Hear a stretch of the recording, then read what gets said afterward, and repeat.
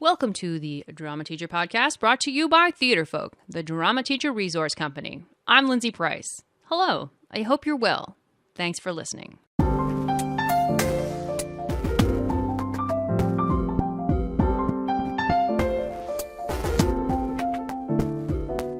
This is episode 190, and you can find any links to this episode in the show notes, which are at theatrefolk.com/episode 190, otherwise known as 190. Okay, so sometimes, oh my goodness, there was what was that, 190. Anyway, so I know some of you out there knew you wanted to be a teacher from an early age. And then you became a teacher and you love being a teacher, right? And I know some of you didn't know you wanted to be a teacher, but you found a passion for teaching and you can't think of doing anything else. But I know there were some of you who thought teaching was your dream job until it wasn't. Right? Right? That's what happened to our guests today. That's right. I said guests, plural. We've got 2 for 1 special. Our guests have had an interesting journey with drama and education, and it's a good one to share. What do you do when the classroom just isn't for you, but you still know you're an educator and you still want to find a way to combine drama and education? What a great question. Let's find out, shall we? Hello, everybody. All right, so we have specialty on specialty. We have specialness. Well, that's not even a word either. That's not a word either on the podcast today because we have 2 guests. We have 2 guests for the price of 1. So let me just say hello to who we have. We have Ashley Krosick. Hello, Ashley. Hey there. And we have Anastasia Boak. Hello, Anastasia.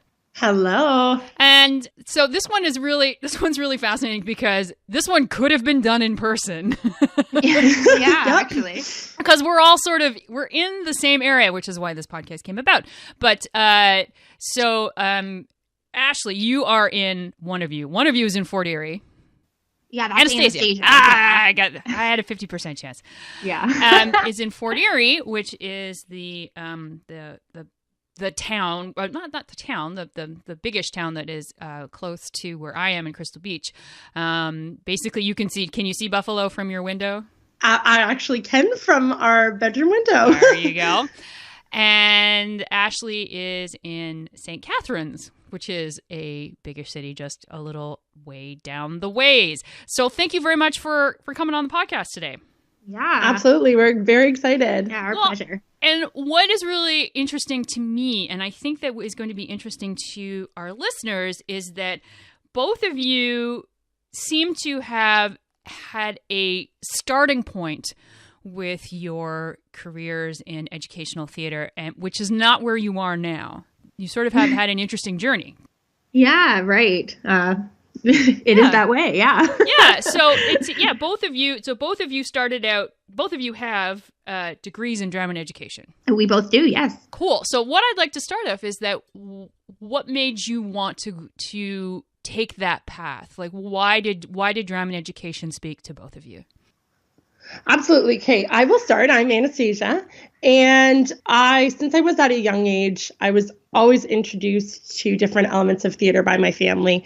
My family is big theater advocates. And so I fell in love with musicals early on. And I performed in a lot of community theater productions, local productions, as well as the school. So I got involved very heavily at an early age. And then I went through to university, actually focusing in the teaching world, actually not in drama and education, specifically in child and youth studies. And I did 2 years at Brock University. And then I was in the middle of university and I thought, what am I doing? I need to be in theater. This is not right for me. And I actually switched midway through university and still pursued teaching, but followed in the path of drama and education. So I completed my 5-year program at Brock and then went on to work at the Catholic School Board in our local town and had a lot of experience working with kids at the school board. And I mean, that kind of brings me to where we began. Before I go any further, I'll pass it over to Ashley. Yeah, actually, I have a couple questions for you. And Ashley, Sure. we will not forget about you. Yeah, no worries. I'm here. So what was it about, because you took that's the very traditional path, right? I'm going to go to Absolutely. school and I'm going to work in something that I love theater, Yep. want to do it in an educational setting. And so what was it about the traditional setting that because you taught for about 6 years, and then what was Yes. it that made you want to go away?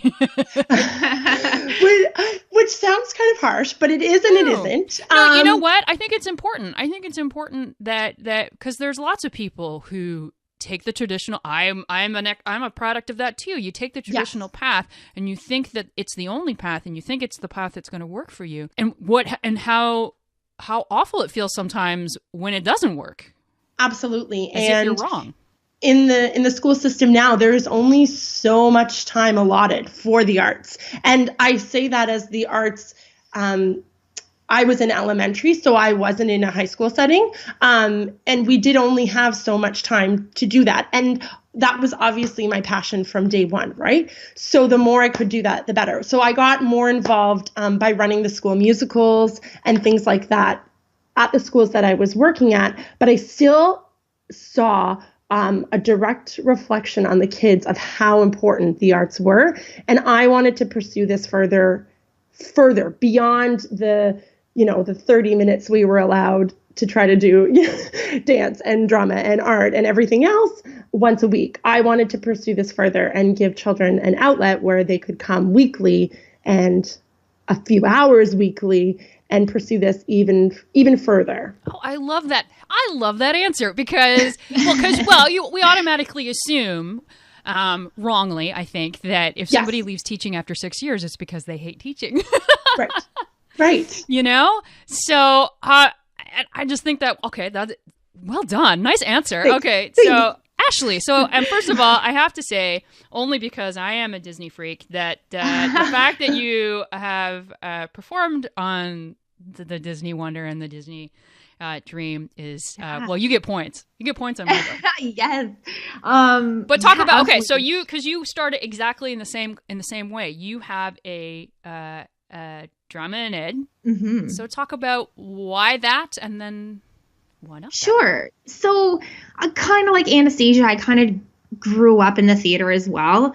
I kind of grew up on stage. Anastasia and I actually met in community theater when we were I think 11 years old. Yeah. So we kind of grew up in the theater, and it kind of really changed me. So definitely after spending so much time doing something that obviously was a positive thing for me, I felt that I have to do this and teach. I really always wanted to teach as well. So it was a kind of a combination of my two loves when I went and found this drama and education program and thought it was absolutely perfect for me. So from there, obviously, I went on to take the programming, and I loved it. I really loved it. I loved the aspects of, using drama in different ways, in different subjects. And so I went on, obviously, to get my master's in teaching, but I actually went to Australia to get my master's. So kind of from there, because I actually didn't spend any time teaching in the school boards.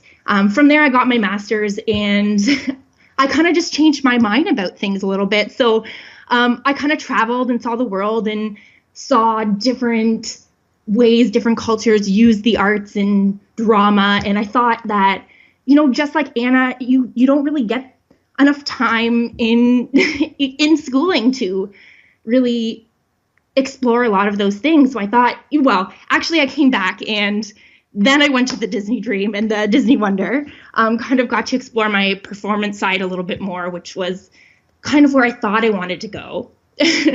And then, life flip-flops and changes. And I came back here to the Niagara region, and Anna and I obviously are still in touch. And we actually used to talk about opening our own theater company when we were maybe in our teens, and we just decided to make it a reality. We were both kind of at that point in our life where we didn't really know where we wanted to go, and kind of just started and it made it happen. So yeah. Why not? Why not? Now your company's called Down the Rabbit Hole. Yep. Yeah, Down the Rabbit Hole. And it is, and correct me if I'm wrong, but it does seem to have it there is a very heavy, it's sort of a teaching company. Like it is. And why why did you guys, so cuz it's instead of the performance focus that there's a class, kind of a class setting focus. Yeah, exactly. So how we've kind of arranged the classes is we wanted to give not just the extremely talented children in our community a chance to come and audition like other communities do, which there's nothing wrong with that, but we wanted to make it an opportunity for any child to come, be a part of our class, and do a performance aspect with our class. So how we structure classes are we run for 10 weeks, and then we do performances at the end of our 10 weeks. But our classes are all different in the sense that they're divided by age. And we also have something called a soloist class where children can come and audition for the strong ones that really want to pursue this. Right. So a little bit more traditional. A little bit more traditional. And we introduce different elements of theater through those classes every single session. So, I mean, we've touched on Commedia dell'arte, we've touched on clown, we've touched on black light. So we're trying to incorporate all the different elements of theater that we've learned in school and give the kids a good sense of what theater is about, and maybe find their own little niche in it, right? Because everyone's different. Yeah, no, for sure. And it's almost like the best of both worlds, because you get to involve yourself in the teaching aspect, but then you're teaching kids who actually choose to be in your programs. Absolutely. Yeah, that's actually is what is really cool about it as well. And you know, the thing is too about our region, there just wasn't anything that was being offered like it. And actually, I mean, going further into the entire Niagara region, we're actually finding that, I mean, it's pretty unique in the sense that it is inclusive, and, you know, you don't have to audition. And there is other companies that do this, of course, but just where we are, it is just, it's really special. Well, it hits home what you want, and for those who attend, and it sounds like it's process driven rather than performance driven. Yes, you know, entirely. Yeah. And every child takes away something different, whether it be the fact that they do get to perform and they love the arts and they love theater, or the sense that their mom put them in here because they have been suggested to come to our program to develop their speech or their confidence So all the kids get something very different out of our program, whether or not they're there because they love theater or not. And I think that's what makes it so amazing. So talk about, because I think it's very interesting that so you started in traditional drama and education roles, went in some different directions, travel and like some performance, but you, even in forming this company and deciding what it was going to be, the teaching sort of still the teaching bug did not leave you, whether you're doing it in a traditional format or not. So what is it about teaching that speaks to you? I feel like it's just a sense of sharing. I think that growing up, just because the such extreme impact it had on my life, I just wanted to always be able to share that. I don't know, with future generations, as cheesy as it sounds. I don't know, it just helped me really grow as a person. And I feel like it's just really important to have drama and to use drama to teach, you know, not only drama and theater and things like that, but I mean, other subjects. And I know that Anastasia, you know, has kids growing up, and she uses drama all the time to teach, you know, everyday things. So, I mean, teaching is just kind of instilled in us, and, you know, drama just... Yeah, it's not something that ever leaves you, right? Same with drama, right? You as a young age, I loved performing and I wanted it to be all about me. And that's not going to leave me. It's just going to kind of go through me in a different way now. So now, yes, teaching hasn't left me, and our classes are structured very, very much so because our classes are big. So we need to have a strict schedule like teachers do, but it's the subject that's a bit different, and how we're doing it that is a bit different, but it's still with us, and it's still equally as important. So we've just both found a really healthy balance between our passions and our loves and teaching as well.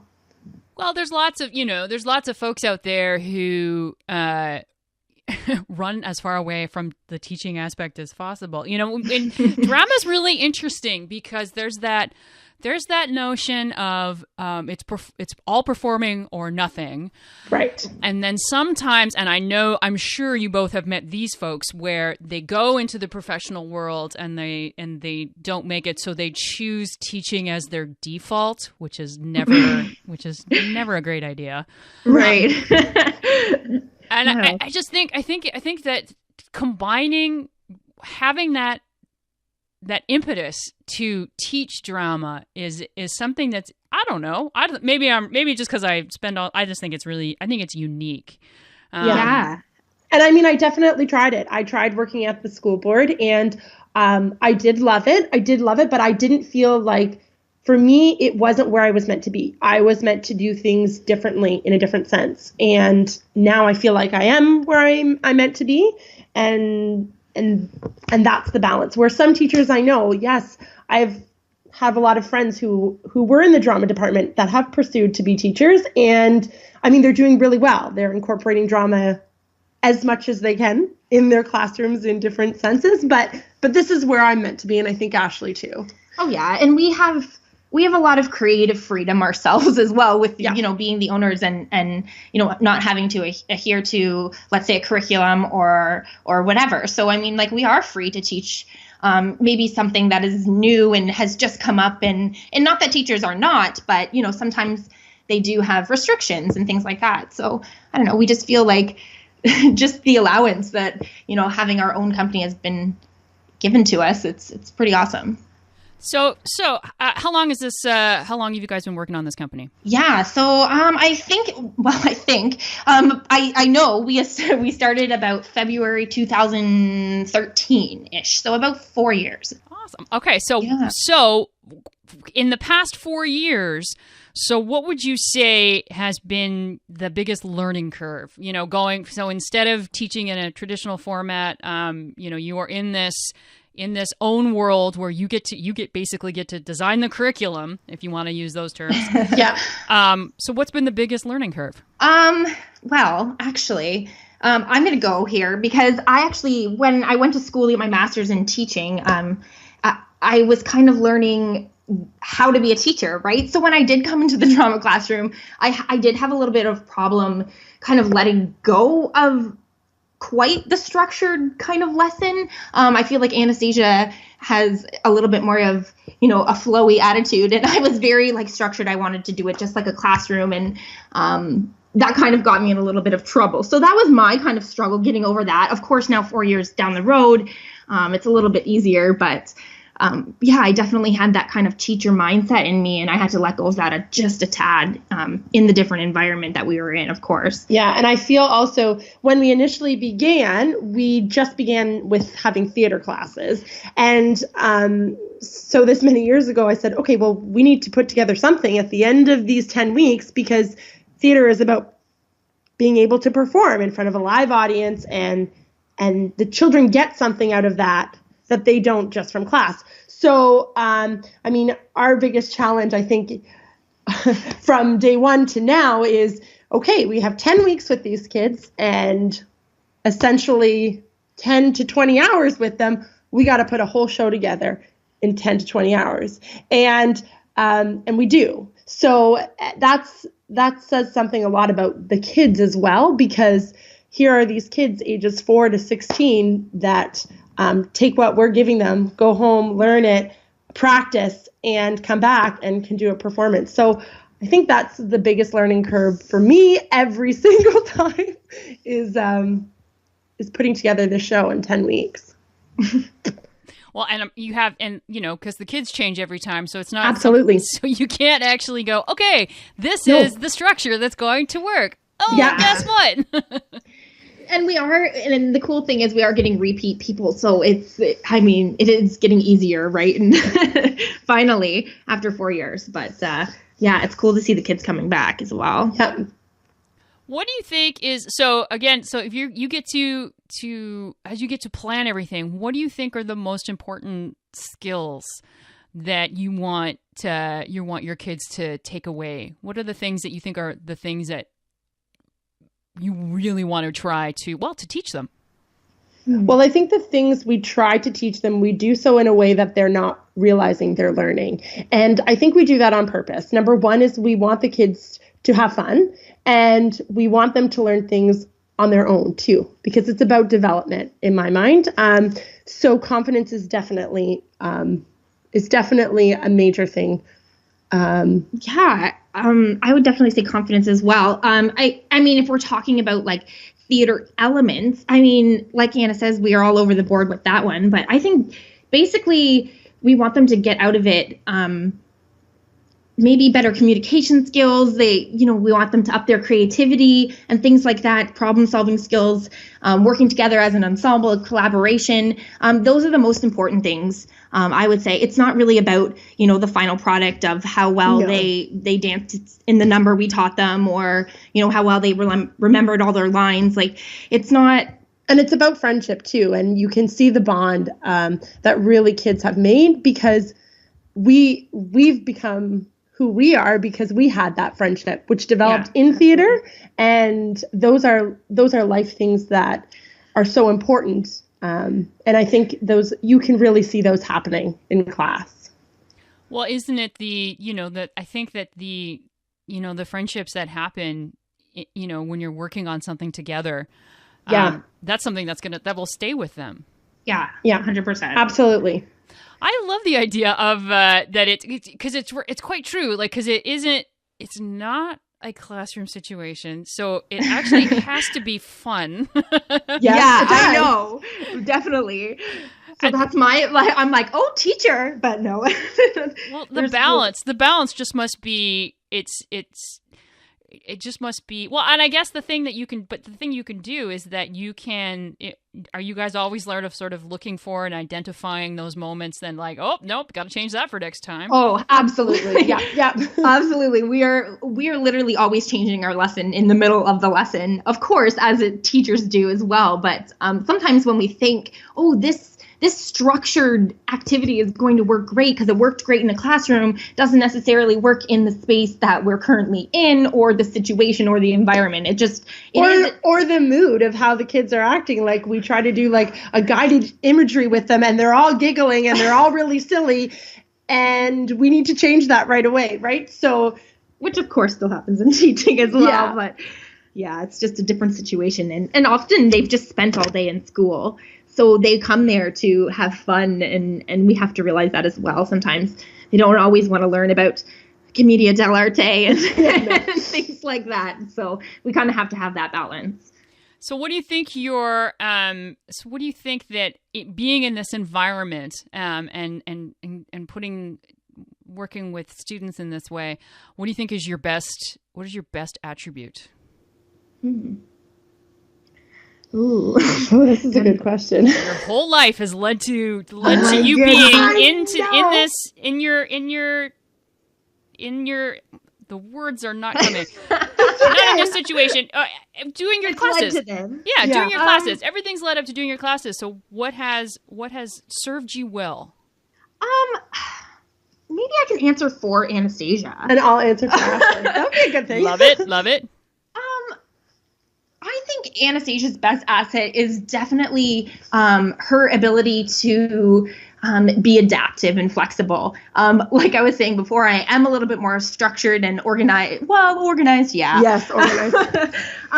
So I do believe that Anastasia has brought that, and definitely, the ability to adapt to different situations, different children, different age groups. Is a huge asset, especially in what we're doing, because things are always changing, and we don't have a lot of time with these kids like you would in a classroom. So, and I have a little bit more, a trouble with that. I need to be organized, like I said in previous, but definitely her ability to be flexible and creative and and all of that for sure. And then I'll answer for Ashley on that side. She keeps us in check, and she keeps the program running smoothly and efficiently.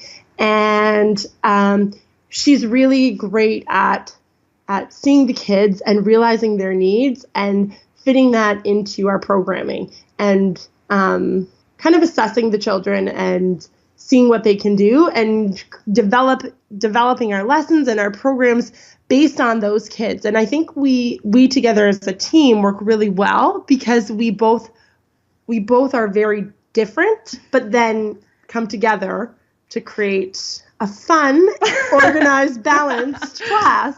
Oh, so nice. Well, that was going to be, as actually you answered my next question, which was about teamwork, and about how doing something like this is, I think that as you know, as you're trying to get the kids to work together, maybe not as a team, as an ensemble, is that's something when you guys are running a program like this, it must be teamwork all the way. Yeah.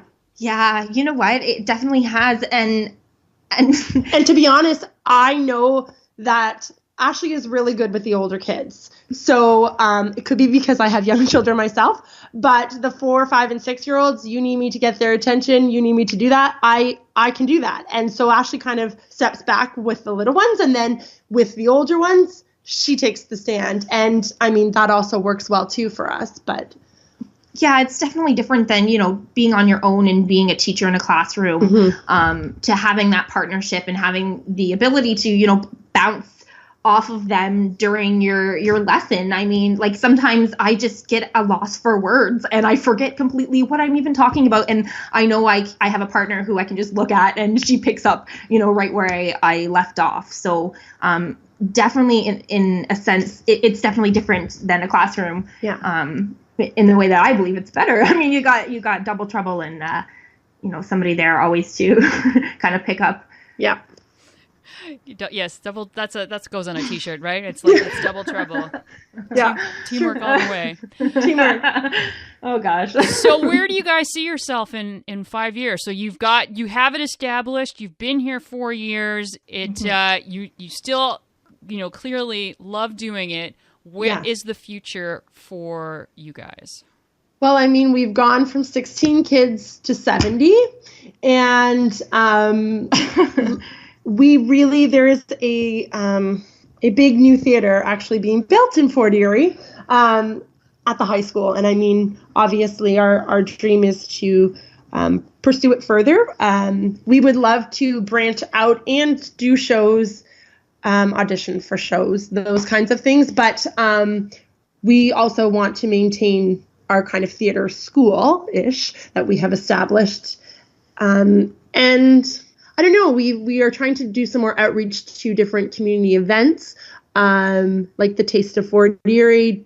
Our children have performed there. They've performed at the Hollywood North Party. So we're kind of trying to branch out our kids too, giving them different performance aspects as well, and opportunities for them.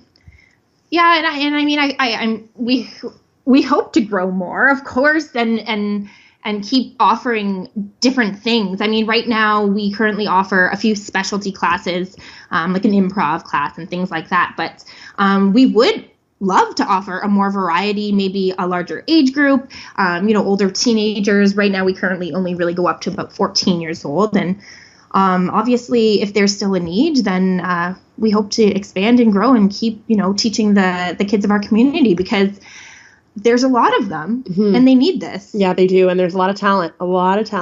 Okay. So last question. Yeah. So you guys are doing great. It's all good.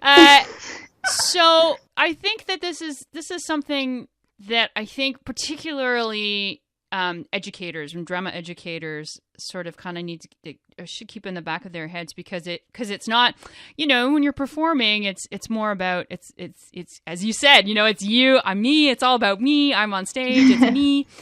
And with education, there's them, and that this is what you're doing is really focusing on the kids and what they achieve. Mm-hmm. So what's your mission for both of you? Like, just your theater, what's your theater mission for now, for the future, for what is your theater belief. Is that a way to put it? I don't know. Sure. Well, I feel like we had like a lovely little mission statement all written out, very nice, on our website, and I completely forget anything about it at the moment. But I feel like it just has something to do with keeping a safe, kind of inclusive space for children where they can, be creative, be themselves, build their confidence and communication, collaboration, all of those things. Just continue to do what we're doing, and it's working. And really give kids an outlet where they can show us their talents, because, theater it's just not about performing, and what someone coming into our class may have as a talent might be something we've never seen before. But we're providing that outlet for them to pursue their passions, for them to pursue whatever talents are inside their little bodies. And believe me, some of the 4-year-olds blow us out of the water. They can pursue that there. And for me, it's being an outlet for that. Yeah. Yeah. See, safety builds creativity. It does. It's amazing. I find that the more, which seems like they're contradictory, and yet that's the way it works. Like when they feel safe, they will blow your mind. Yes. Yeah. And we've seen it. Yeah. I mean, you have kids coming in shy, and by the end, wow. Right. So those are my favorites. I think confidence, I think that's my favorite attribute and skill to see in a student. Absolutely. Because it will continue with them their whole lives, whether they are in job interviews or, building relationships with people. It's going to just follow them. So it's one of the most important things, obviously. It can change their life, you talk about how people say, oh, I went to see a show and it changed my life. And I'm like, I've never had that experience. But I've seen it in the classroom, or in, just having these experiences. I think these experiences, like we are in the position to change someone's life. And that's pretty powerful. Yeah, it is. Cool. All right, Ashley and Anastasia, thank you so much for talking to me today. Yeah, thank you. Thank you so much for having us.